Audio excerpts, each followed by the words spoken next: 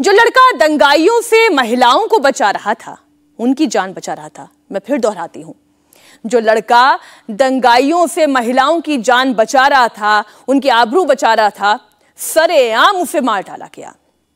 दंगाइयों ने नूह के नरहर महादेव मंदिर के सामने उसे गोली मार दी। गोली मारने के बाद तलवार से भी हमला किया गया। जी नहीं भरा, पहले गोली मारी, एक गोली के बाद भी इंसान बचता नहीं है, खत्म हो जाता है, लेकिन फिर भी उसे तलवार मारी गई। चचेरा भाई सामने खड़ा हुआ था, महेश वहीं पर था, लेकिन अभिषेक को वो बचा नहीं पाया।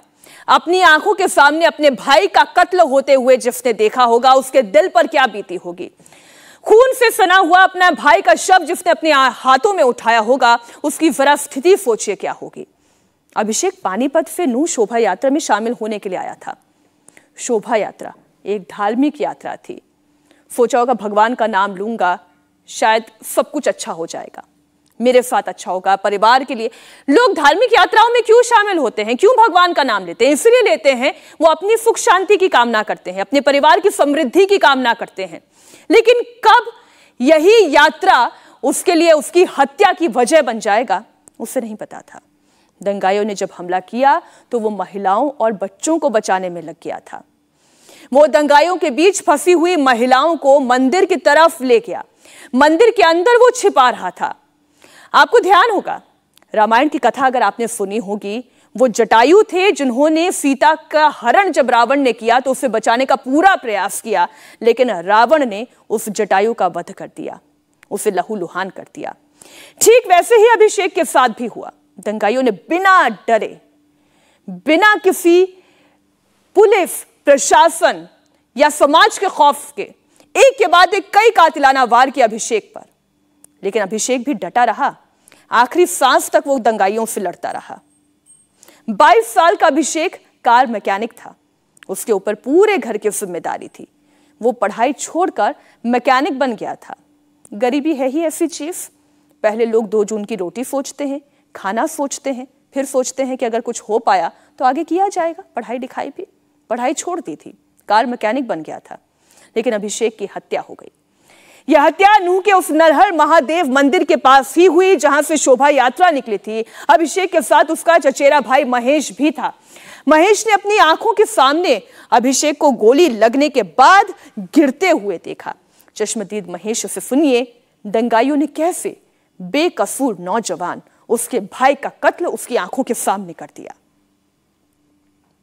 नूह में जो हिंसा हुई थी उसमें पानीपत के नूरवाला गांव का 25 साल का एक युवक अभिषेक, इसकी भी मौत हो गई थी। वहां पे नूह में जो हिंसा हुई थी उसके चश्मदीद हमारे साथ हैं। घंटों जिन लोगों ने लड़ाई लड़के महिलाओं की, बच्चों की हिफाजत की, नरहर महादेव मंदिर में जो हाल था उसके बारे में बात करेंगे। अभिषेक के कज़न हैं, उनसे हम बात करते हैं। अभिषेक को गोली कैसे लगी? वो जहां हम खड़े हुए थे पहले पथराव हुआ, फिर वहां से गोलीबारी हुई। गोलीबारी के बाद भागने लगे सब, तो जो भागने वाले थे वो भाग गए थे। अभिषेक सामने ही था, वो भागा नहीं, वो सामने ही था। वो पथराव किए जा रहे थे, हम भी किए जा रहे थे।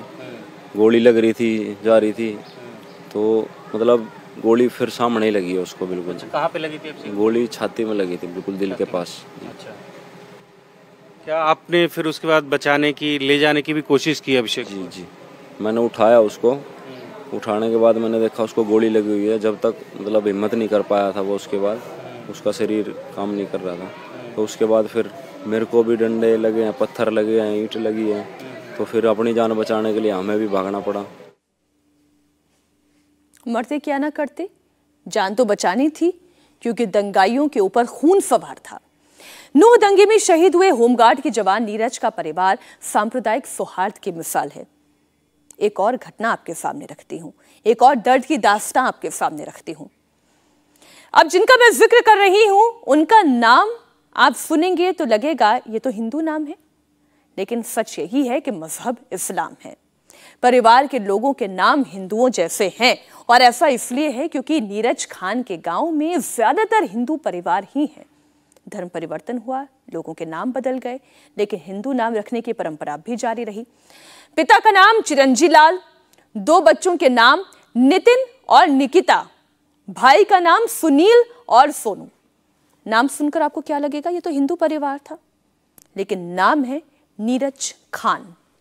नीरज खान दंगाइयों को रोकने के लिए नूह की तरफ जा रहे थे और रास्ते में ही भीड़ ने उन पर हमला कर दिया। लाठी से, रॉड से एक के बाद एक गंभीर वार किए जाते रहे। यही नीरज खान है। कब तक वार सहते?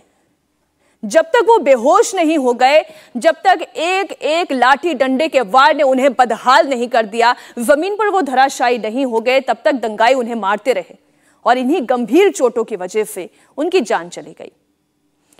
नीरज खान 14 साल से होमगार्ड की नौकरी कर रहे थे। उनके पिता फौजी हैं, कारगिल की जंग लड़ चुके हैं।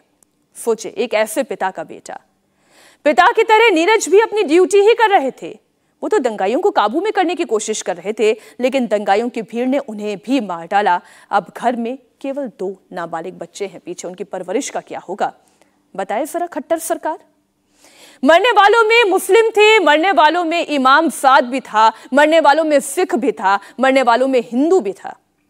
हिंसा में कत्ल कर दिए गए।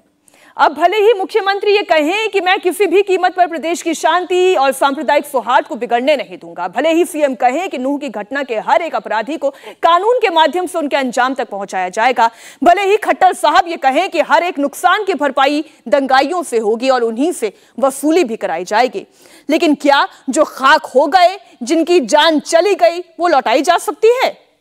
क्या शक्ति, क्या अभिषेक, क्या प्रदीप, क्या साध लौट आएंगे? क्या अनाथ हुए बच्चों को उनके पिता मिल जाएंगे? जब कानून व्यवस्था लचर होती है ना, तब जनता के हालात भी लाचार ही होते हैं। एक सोची समझी साजिश के तहत नूह घटना के जिम्मेदार हसन खान को कहें या मोनू मानेसर को, सच यही है कि यह सिर्फ एक्शन और रिएक्शन नहीं है। नूह का नासूर है जिसका इलाज फिलहाल तो सरकार के पास नजर नहीं आता। इंडिया टीवी हर वक्त हर जगह डाउनलोड करने के लिए सर्च करें India TV news Google play store या ऐप स्टोर पर।